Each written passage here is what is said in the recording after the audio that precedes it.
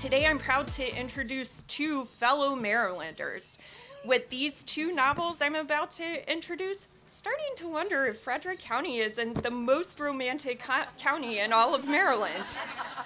Sarah Adler writes romantic comedies about lovable weirdos finding their happily ever afters. She lives in Maryland with her husband and daughter. Her latest book is Happy Medium, which takes right in our county to the north, Frederick County. Andie Burke writes romantic comedies between her pediatric RN shifts. She lives in Maryland and is a Montgomery County local, and her debut novel is Fly With Me, which is set right in Frederick. And they'll be in conversation today with our wonderful moderator, Christina Wright. So without further ado, the authors.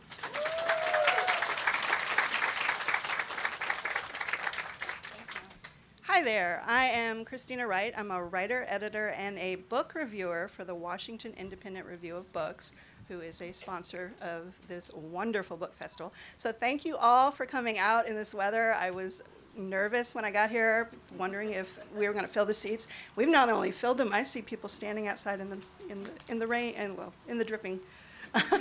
There's some seats up here, though, if anybody wants to come fill in, if you want to sit. Yeah, let people know where the seats are.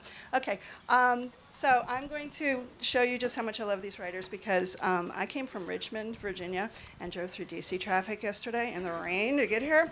Yay. And here are their books. I'm gonna let you guys hold your book since I'm gonna drop them on the ground. There you go.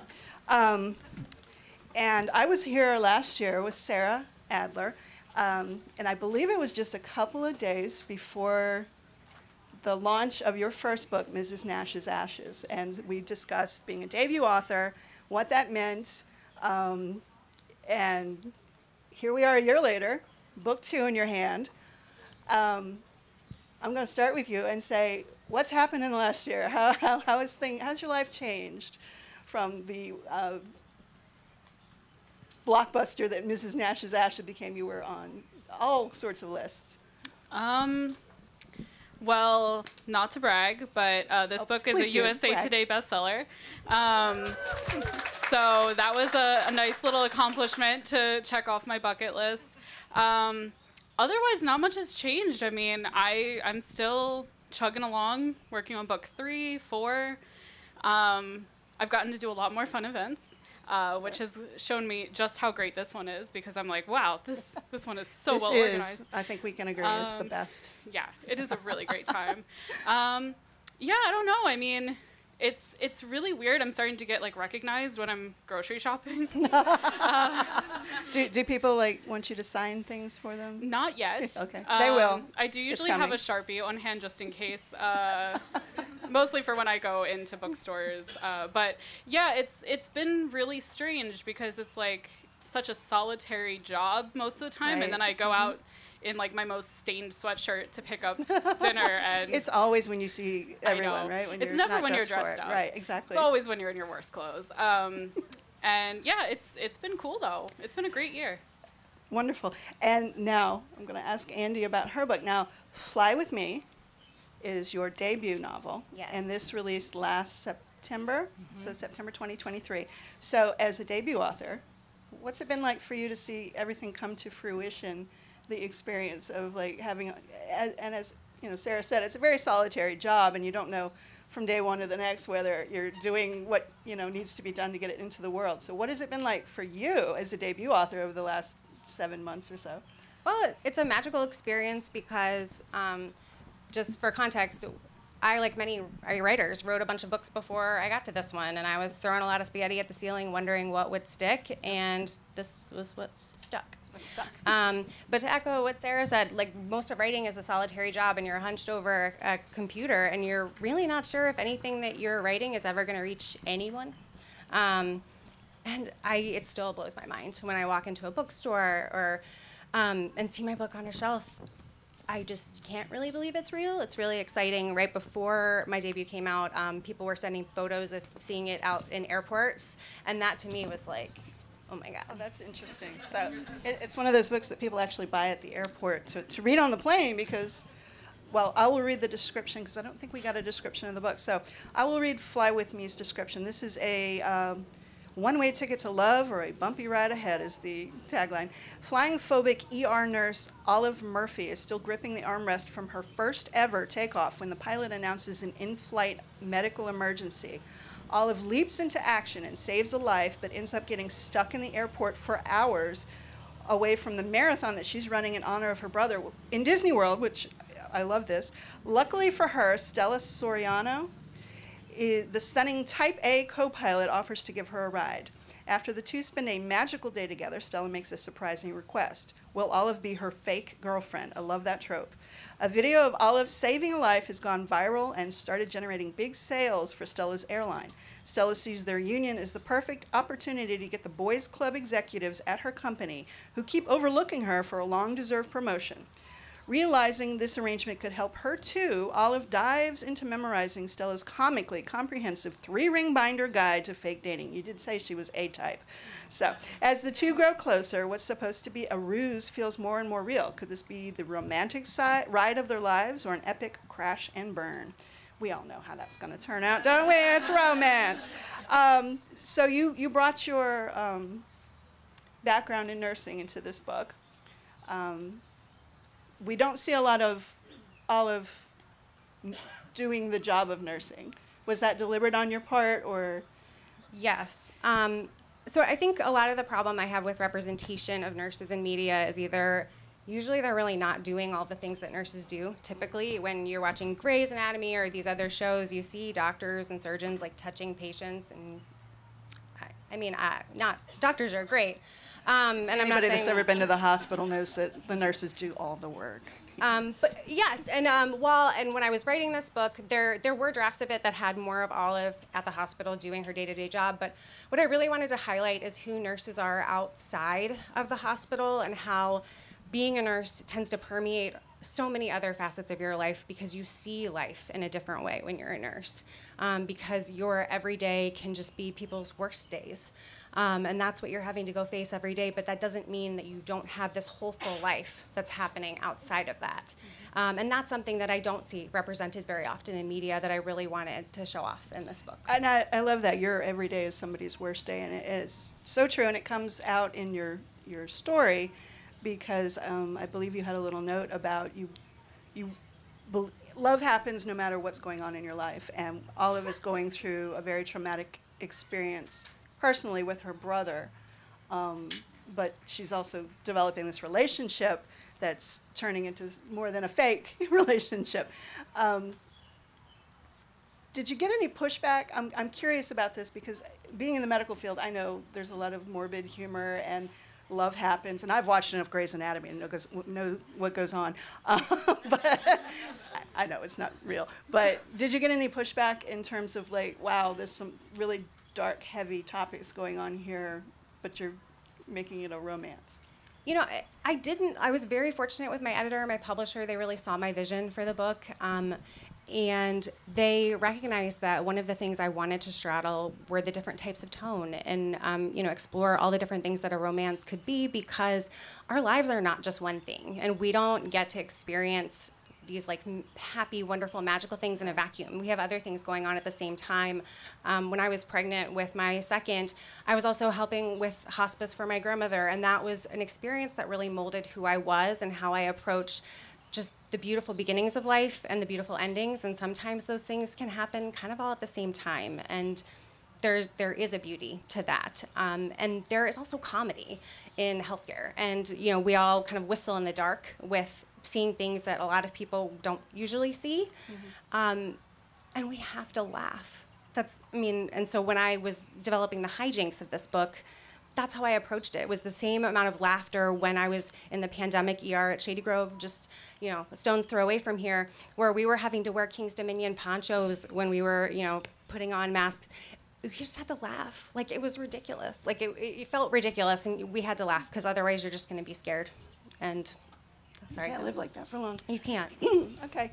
Well, you mentioned hijinks, bringing hijinks to your book, and I think Sarah is like the queen of the hijinks, having read Mrs. Nash's Ashes, and there's so much. If you haven't read that one, are you signing that one today? Do you have that one with you today? They're not selling it, but if anyone brought it, I will happily sign it. Oh, you need to get it signed. It's the hijinks are all over the place, but we're talking about happy medium today, and she delivers once again.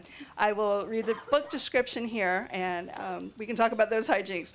Fake spirit medium Gretchen Acorn is happy to help when her best friend, Reed Wealthiest, best client, Reed Wealthiest, hires her to investigate the unexplained phenomenon preventing the sale of her bridge partners. Continues on the next page. Her bridge partner's what? Her bridge partner. There's so much suspense. Struggling goat farm, which I knew.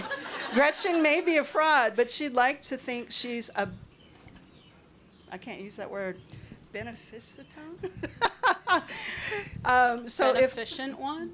Beneficent one, yeah. Beneficent one, it's like all run together. So if cleansing the property will help a nice old man finally retire and put some much needed cash in her pockets at the same time, who is she to say no?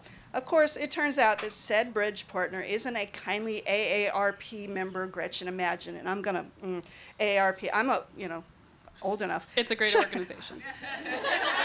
Love is for everyone, Sarah. But Charlie Waybill is young, hot as hell, and extremely unconvinced that Gretchen can communicate with the dead, which, fair. Except to her surprise, Gretchen finds herself face to face with Everett, a very real, very chatty ghost that's been wreaking havoc during every open house. And he wants her to help ensure Charlie avoids the same family curse that has haunted Everett ever since the Everett haunting Gilded Creek since the 1920s. Now Gretchen has 1 month to convince Charlie he can't sell the property. Unfortunately, hard work and honesty seem to be the way to win over the stubborn farmer, not exactly Gretchen's strengths. But trust isn't the only thing growing between them, and the risk of losing Charlie to the spirit realm looms over Gretchen almost as annoyingly as Everett himself. To save the goat farm, its friendly phantom, and the man she's beginning to love, Gretchen will need to pull off the greatest con of her life, being fully, genuinely herself. Love this. Gretchen is a con artist. From page 1, we know, and there's a word that she uses to describe herself that I won't hear because there are children in the audience, but she's a bull artist, okay? And she comes by it genetically. Her father, her estranged father, also is a con artist. Now, you have this character who, she has one rule, and her rule is to leave people better off than she found them, essentially. So she's providing what I would consider a kind of therapy. Fair assessment? Yeah. Okay. How do you go about crafting a character who most of us, if we met them, would not like them once we knew what they really did? How do you go about balancing this sordid kind of lifestyle that she leads, knowing that she's lying to people about speaking to their dead relatives, with the just utter hijinks, to use Andie's word, that you go from there? And I loved her. I mean, Gretchen is fantastic, but I have an idea of how you did it, but I want to know, where did you start with that? I'm going to write about a con artist. And I do want to mention that this started as a tweet. Is that correct? The premise for the story started as a tweet. Can you explain that and then tell me about Gretchen and how do you make a con artist sympathetic? Yeah, so in October 2021, I tweeted out a joke that I thought of while playing a game with myself, which is like, I think of a bad pun, and then I think about what that romance book would be if that was the title. And I was folding laundry, and into my head popped, I ain't afraid of no goats. And I was like, well, that would be obviously something kind of like the movie Ghost, but like Whoopi Goldberg would like be getting with Molly. And then I was like, well, that's interesting. But anyway, so I tweeted about it, and it was just a joke. I didn't mean anything by it because that's ridiculous. And then it just like didn't leave me alone. I just kept thinking about this concept and started working out how I could make it an actual thing.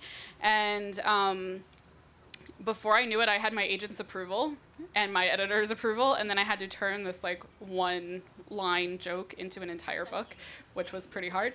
But you did it so brilliantly. I mean, it just comes. And as for Gretchen, I think it was, I mean, I knew I wanted a quote-unquote unlikable heroine. I think that those are really interesting. I think other than hijinks, maybe another hallmark of my work is earnestness, whether it's cringy or not. And I think Gretchen is a very earnest person who is genuinely trying her best to do good in the world with the very faulty tools she's been given. And we meet her at a time in her life where she's starting to wonder if maybe there's a better way to go about things.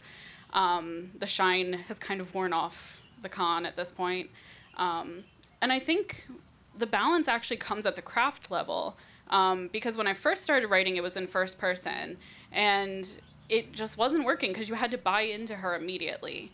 You had to immediately like her and root for her when she's the one telling the story. And something felt off, and so I switched over to third person.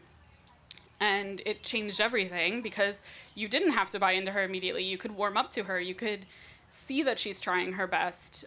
She doesn't need to be explaining herself. So I think it was an interesting kind of learning moment for me that POV is not just for fun, because I do have a lot of fun with POV, but like it also really can serve a character purpose. How far were you into it in first person before you swapped over to third? That's curious. I think I was only like 2 chapters. It was pretty early on that I was like, something about this is not quite right. Yeah, because I can't even imagine first person. I feel like it would be difficult in that regard. Well, something I wanted to address with both of you is, and I've already kind of touched on it with Andie about talking about the seriousness of the things that Olive is dealing with in your book, but Charlie has some things that he's dealing with. The protagonist in Happy Medium, he's dealing with something with his grandfather, while in Fly With Me, Stella's Olive's love interest, Stella is dealing with something with her father. Why don't we start with Andie and kind of explain what's going on in that there, and maybe Sarah can kind of address the topic. I don't know how far. I don't want to give away too much, so I'll let you say as much as you want in regard to. I guess for me, I wanted to explore the idea of caregiving in a lot of different spheres in my book. And so Stella is also having to be a caregiver, but she's a pilot. She's not a nurse. So seeing somebody who's not in healthcare have to deal with some of the decisions and some of the tough things that come with caregiving and thinking about the future, to me, it provided a very good linking point between the two main characters, because Olive has her background professionally and also personally. She's dealing with caregiving decisions for her brother. And then Stella also has this happening at the same time. So it's something that they can bond and see each other for how they're responding to that. And it's something that they can really learn from each other about, right. too. So they're both kind of going through their own personal relationship traumas in different, together. Whereas with Sarah, we have one character who has no relationship with her family, and then how she sees Charlie with his grandfather. And then Charlie has an estrangement as well with his family. So there's some relationship issues there. Did you want to address how you brought that into the plot? Yeah, I mean, Charlie and Gretchen both have bad to no relationship with their fathers, which I keep writing bad fathers, and I just want to say for the record, my dad is great. I don't know where this is coming from. Didn't you dedicate your book to your parents? Yeah, this book right? is dedicated to my parents, actually. It's Dad brought it's a cake all to her fiction. first event. Didn't your dad bring a cake? My parents brought 2 sheet cakes to my launch event, and my mom got a giant canvas of my face, and she wanted to set it up at my signing table. I was like, this is really weird. You're not gonna do that. And so they put it by the cake, and it felt like we were at a wake or something. It was not good. I made them swear this time not to bring a thing. But it would have worked better with Happy Medium, because I feel like if it kind of felt like a wake, it's a ghost. There's a ghost. Well, yeah, and there was a goat at our launch event for this one, and I did not want the goat eating the cake, or the giant picture of me. These are things you don't usually have to think about with book signings. The logistics. Goats and their diet. Yeah. But yeah, I mean, I think I wanted them to have something in common that wasn't maybe obvious to them at first, but when they started to open up to each other more, they realized that this was something that they both shared, this kind of strained relationship. But also, I think a theme of this book is very much familial expectations, whether they're the ones our family directly put on us, like Gretchen's father did by teaching her to be a con artist, or ones that you kind of take on yourself because you love your family. Like Charlie feels... You want to make them proud of Yeah, your he feels obligated yeah. to keep this farm going and to keep it in the family because he loves his grandparents and he wants to keep their legacy alive. And so kind of toying with this idea of failing to live up to your family's expectations or your own expectations, what that kind of means. I think that's all wrapped into that. And I think you could probably say this similar thing with your characters as well. I mean, they're a queer couple together, and I feel like Olive's mother, Olive has a very complicated mother. We're speaking about parents here.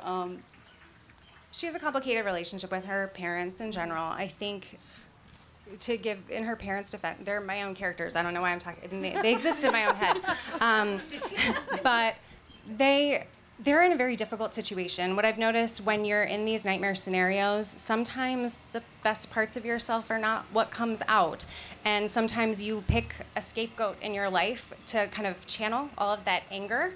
And Olive becomes that in her family a little bit with the scenario, because sometimes you just want control because something awful is happening, but sometimes it's not fair, and that's kind of what I wanted to show in that part of the book. And then speaking of control, we have Stella, the A-type co-pilot, who she wants to make captain, and she wants to make captain. Why? For a lot of reasons. Yes. And one of them is a little bit of, I don't know if it's a spoiler, but one of it is that she's dealing with something with her father, and contrasting with Olive's relationship with her family, which has always been a little strained. Stella has always been kind of the apple of her father's eye, and this is this very important thing to her, and she is now on a timeline.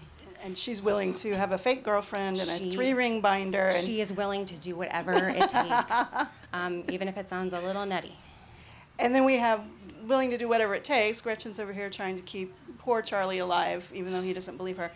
Okay, tell me about the real ghost, because I love this aspect of it, because in Mrs. Nash's Ashes, your protagonist, best friend, is an elderly lady who dies, and it's not a giveaway, it's in the title of the novel.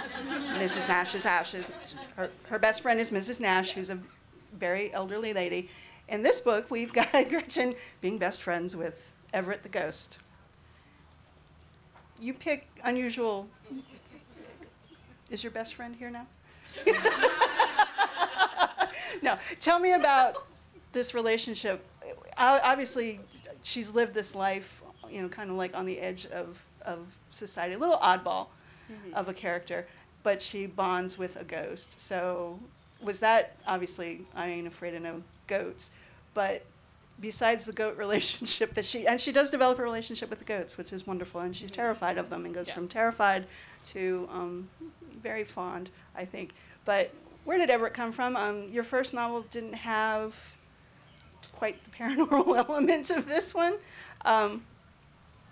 In the midst of this very realistic story of somebody who's dealing with, her father being a con artist and her not, the shine is worn off, as you said. How do you introduce a ghost and make him the catalyst by which everything comes together? Well, first, it only struck me later that I do have a little Easter egg in this book referencing Hollis's book in Mrs. Nash's Ashes. So that means they do take place in the same universe. So canonically, there are ghosts in Mrs. Nash's Ashes world, I guess. But so in this universe, ghosts are rare. Everett makes a point of saying, like, do you see any others around? No, because it's just me here. It's a very lonely existence for him. And I wanted him to be, like, comedic relief, because I didn't want this book to get too heavy. It is a little bit heavier than my last one, I think. But it also... I don't know, I really love Sarah Hogel's Just Like Magic, and there's a character in there named Hall, who is literally the human embodiment of the holiday spirit, and he is a very fast-talking, kind of shenanigans type fellow, and I wanted to write a character like that, but not as a love interest, as a sort of side character.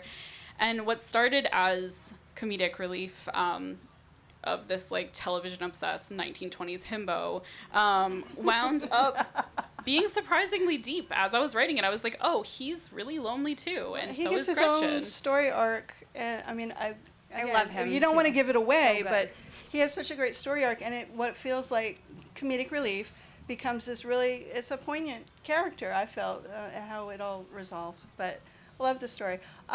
So I think we have just a few more minutes, but I wanted to ask each of you one particular point.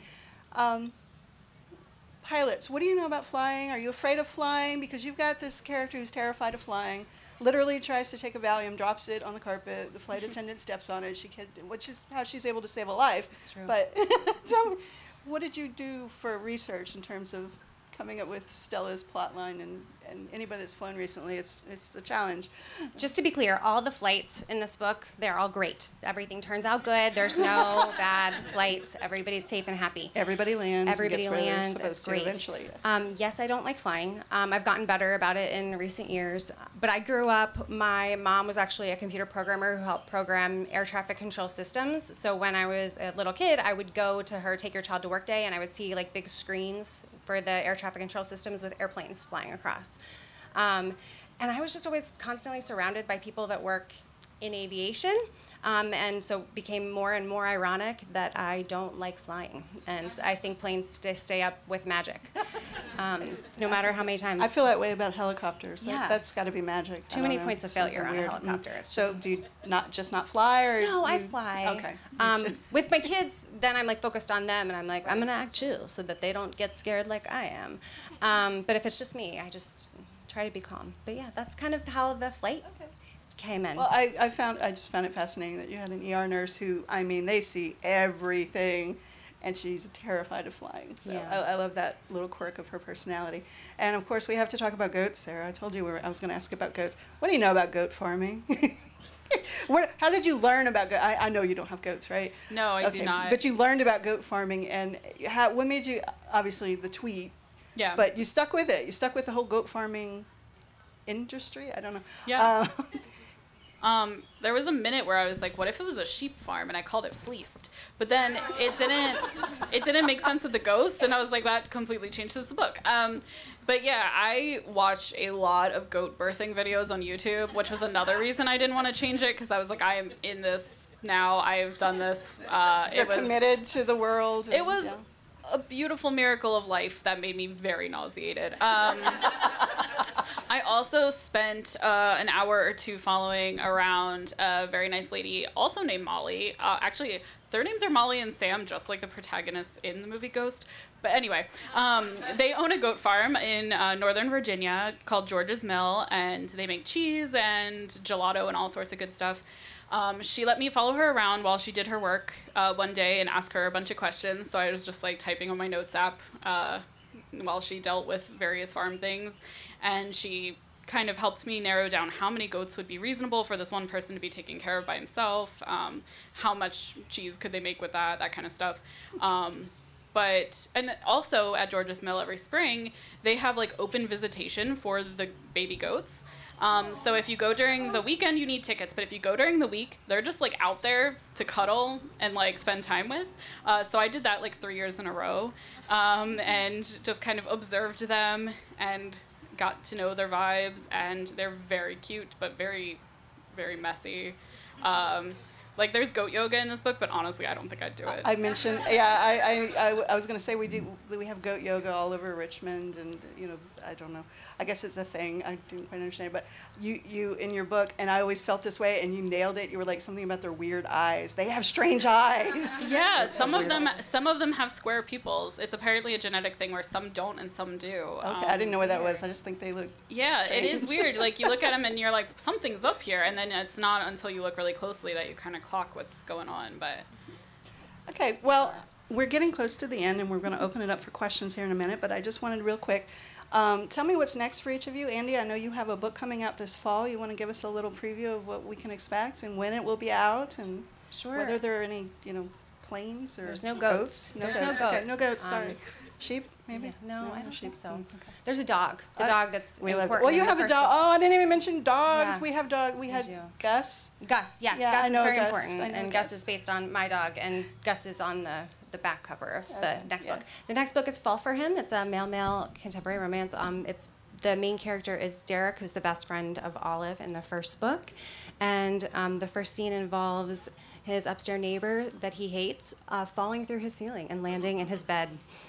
And it's called Fall for Him. That's a meet cute, right? It is a meet cute. something. Yeah. Disaster meet. Disaster. So you're staying kind of in. Are we going to see Olive and Stella again? Yes. Yeah, Little glimpses yay. of Olive and Okay. Stella. So, but it's not a sequel. It's a standalone. It's a standalone but Derek story. And we didn't even touch on Derek, but Derek is a fabulous friend to Olive, and he's got her back through. He does. So much stuff. It's wonderful. So, and when will we see this? We'll see. It comes out September 3rd. Okay, so September 3rd. So exciting. You're going to be doing a launch event somewhere that we. I hope so. Okay, we don't have it on the schedule yet. Yes. So, okay. Follow me on Instagram, and I'll be posting a lot about events. And I don't want to put you on the spot, Sarah, but I know you're fresh. This is so fresh because this book just came out a few weeks ago. What's next for you? And do you want to give us a little? I am currently between rounds of revisions for book 3, which is called Finders Keepers. It is an estranged childhood friends to lovers treasure hunt romance that takes place in a Frederick analog in the Frederick area. And that is currently scheduled for June of next year, but that's, wiggly. And then I'm drafting book 4, but it hasn't sold yet, so I probably shouldn't tell you anything about it in case nobody wants it. I think we don't have anything to worry about there. But now you will be in a different world. I think I read somewhere that your characters, while they're in the Sarah Adler multiverse, there's no overlap between your characters or their storylines or. No, it's not anyone you've met before. I am trying in revisions to add an Easter egg or two to unless it changes currently, the female main character's mother goes to an art class at the community center at the farm. So I'm trying really hard to in each book carry it through, but so It's okay. I think I love how different your books are, but yet there's a thread of just kindness and earnestness is the word you used, but they're just so authentic, and which is weird because it's. I don't know any con artists. I don't know any pilots. That's true, actually. Good point. But I feel like you really bring these characters to life and introduce worlds that I don't really know a whole lot. ER nursing, again, Grey's Anatomy is the limit of my experience. So seeing them have a good day on, it's wonderful.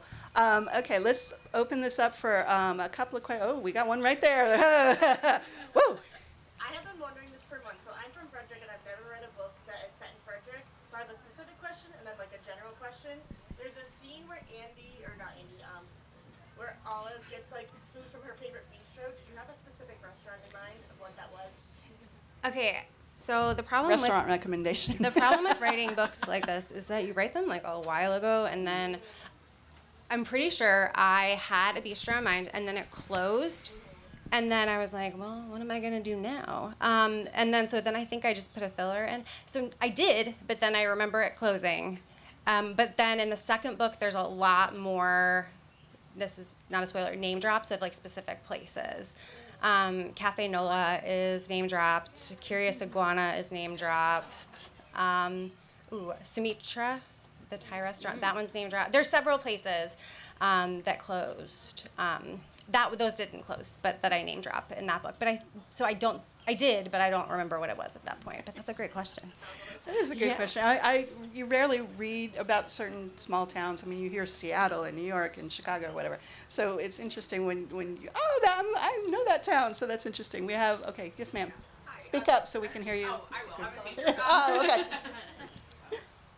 Okay, I can put my teacher voice away. There you go. This is from Miss Adler. First of all, I loved this book. It was amazing. I read it in 24 hours and I couldn't put it down. So Gretchen's father had written her a letter, and she never opened it. She never did anything with it, which is great. That's fine. Did you have the letter already written, and did you decide not to put it in? Will that be bonus content on your website? I want to know this too. No, okay. So when I first wrote the first draft, it was pretty much how it is now, except minus the scene where she's talking to her old landlord. And I turned it in, and my editor was like, is there a reason you did not have her, like, speak to her father or reveal the letter? And I was like, honestly, because I didn't want to, because I didn't know how. And she was like, that's fair, but do you think we could try it for the next round? And so I wrote an entire chapter of her talking to her father, and I believe in that he revealed what was in the letter. And I sent it back in, and I got the funniest editorial note of my life, which was, wow, you put so much effort into this. Thank you so much. That being said, I think your original instincts were right, and we shouldn't include this. That's very emblematic for publishing. I was going to say, that sounds like an editor. Which, I mean, she was so nice about it. But I was like, yeah, I agree. This is not working. I think that kind of has to be left unresolved. To the point where I think it's unresolved in my mind. Well, I want to interrupt you just to say, as a reader who's had complicated family relationships, I think we all kind of put in that letter our experience with that. If you have a great family and you've never had any sort of issues, yay. But anybody, I don't know which one of you it is, but for everybody else, I think we know that letter, and we have in our head what might be in that letter that we can't subject ourselves to. Yeah, I mean, not to give too much away, but like it might not be closure for the reader, but it's closure for Gretchen. So that's all I wanted. What else we got? I see a hand in the back over here. Please don't fall. I'm a nurse, but I'm not working right now. She's off duty, folks. Thank you. So I have a question about Fly With Me. Did you have to go to Disney World to do research for this book? And if you had to, do you want to share anything about your favorite rides or anything like that? I didn't, because I was writing it during COVID, and so I was not going to Disney. But I did just go in February, but I was with my kids. So I did traumatize my son by taking him on Haunted Mansion, which is one of my favorite rides. He was not pleased. Yeah, he still brings it up. It's okay. I'll pay for the therapy. The Barnstormer is also one of my favorite roller coasters there, because it's not much of a roller coaster. I went on Space Mountain as a child, and because I was terrified of roller coasters. And my parents afterwards asked me, oh, you seemed like you were okay. And I was like, yeah, I was quiet because I was praying.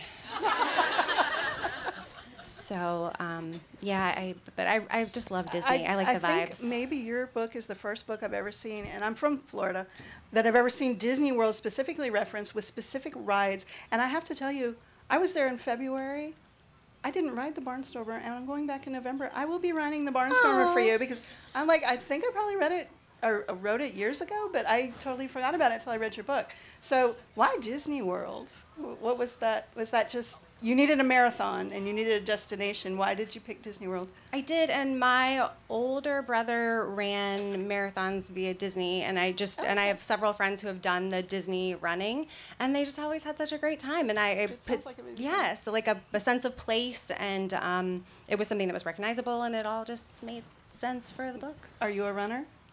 I ran a half marathon several years ago, and then my orthopedist recently asked me why I did that. So I will not be continuing that running career. No. But it was, Olive's journey running in the book is very much based on how I felt. Yeah, Olive is not, she's not the runner that her brother is. No. So every mile is hurting her. Very hard. I could relate to that. Yeah, it's very awful. Okay, do we have more questions?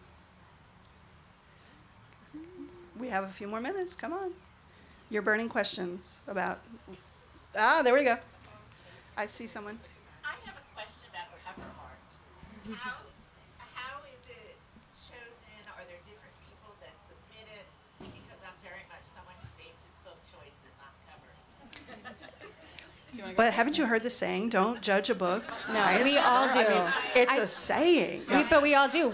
Sarah and I think we're talking about this last night, because I feel like both of us have had people just see our covers and love them so much.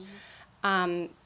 My experience at my publisher, they give me some options. They pick an artist, and then I give them a Canva doc full of lots of ideas that they, just vibes. Mm-hmm. And then we get sketches. and then I look at the sketches, we make tweaks, and then the art, it also works with the designer who designs kind of the overall appearance of the cover, and then you kind of get little increments as you go along. It's actually, in my experience, a very collaborative process, but I was so fortunate that we got the art that we did. It's delightful. And hers are stunningly adorable. So for me, my first book, Mrs. Nash's Ashes, we struggled with that cover very intensely because they were trying to figure out how to balance the word ashes against a beach scene without it seeming weird. And to the but point, they pulled it off. There's an urn, yeah? Well, there's not in the book, but there is on the cover. Right. So it is also very much like vibes versus the reality of the book sometimes. But we went through something like 20 iterations. Very different iterations. I was very upset the whole time. It was very stressful. It was to the point where they were thinking about just changing the title of the book so that they could figure out the cover better. But eventually they came up with one. I wasn't a fan of it, but I was ready to accept it. And then they showed it to the sales team, who said absolutely not. And they threw together a new cover very quickly, and it is, it's good. And so for this one, they already had a starting point of like, we want to continue this hand lettering. We want to continue sort of this color blocking.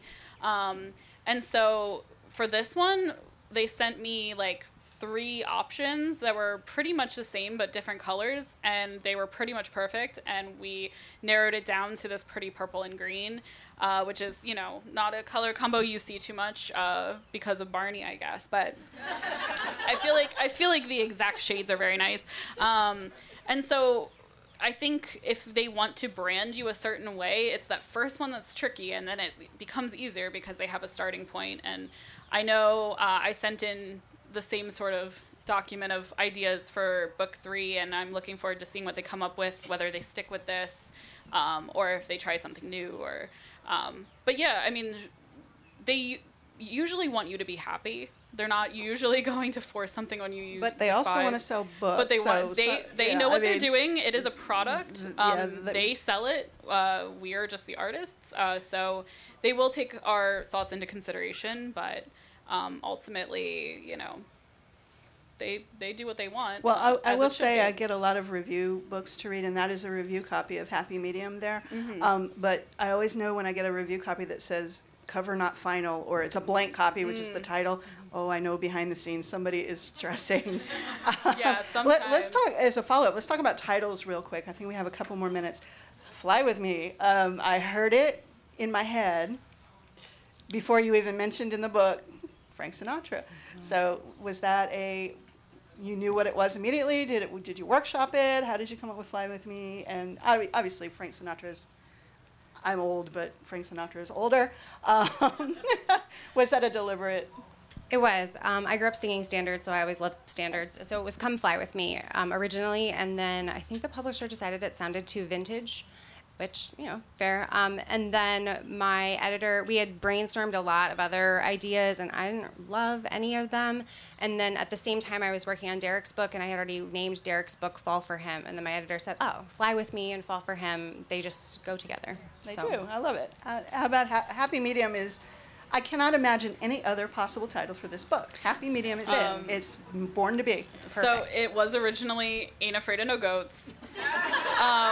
She talks about this in her it's in the behind the note. book essay. It was amazing how long they let me keep that. It was literally. I'll tell you, I would have read it. I would have too. I mean, it is fun, but it doesn't. It's not the easiest, I guess. But yeah, they let me go until they were working on the cover, and they're like, okay, but really, what are we calling this thing? And so I brainstormed with some friends, and I wasn't loving anything, but then one of my friends was like, Happy Medium, and I was like, haha, that's so cute. And I mentioned it to my agent. She's like, but wait, that's perfect. And I was like, you're right, it is. It works on so many levels. And so it became Happy Medium, which I think is a really good title for it, and definitely easier to search for, I think, in a bookstore system. Yeah. Mm-hmm, okay. I think we have time for one more question. You know you want to ask it. There we go, right here. I can probably speak loud enough, but I want to first thank you for the queer representation.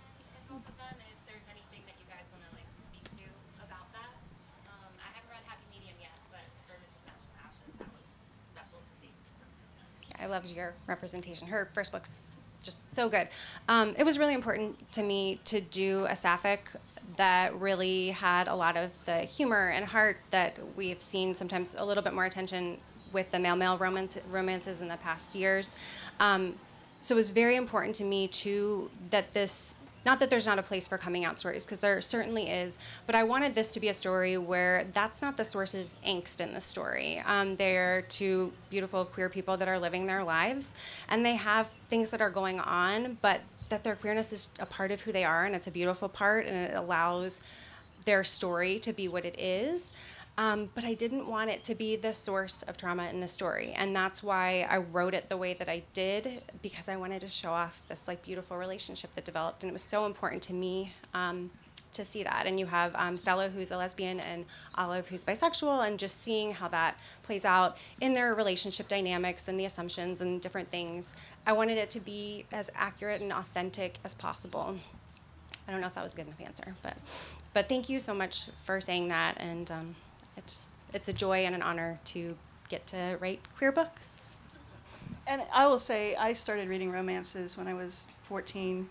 The representation that in your books, and just seeing the trend of more representation, not necessarily the coming out story, but just people living their lives, loving who they love. It heartens me as a mother of teenagers to see this. So thank you to both of you. But Sarah, did you want to speak to? Yeah, so I mean, when I started writing Mrs. Nash's Ashes, I did not realize that I was bisexual, and then I wrote the character, and I was like, wait, but if she is, then that means that I must be too. And it was kind of an aha moment when I was, like 29 years old and married, of like, oh, wait, there's this whole part of me that I've just been neglecting.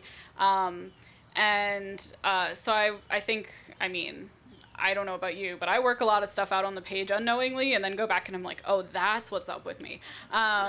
It's kind of therapy. I think that's very common for those of us who are have figured out that we have ADHD or autism or those kind of things.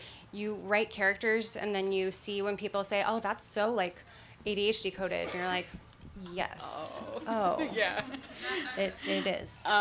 So am I. But I think the kind of casualness of the queerness was important to me for this one especially. It's not... It only really comes up in passing. It's like, he's like, you should date her. And she's like, I don't want to date her. But, like, it's not because she doesn't date women. It's because she doesn't want to date this one particular woman. So, like, I think that just kind of... the more casual queerness that I can throw into my books, the better, because that's what it's like, especially nowadays.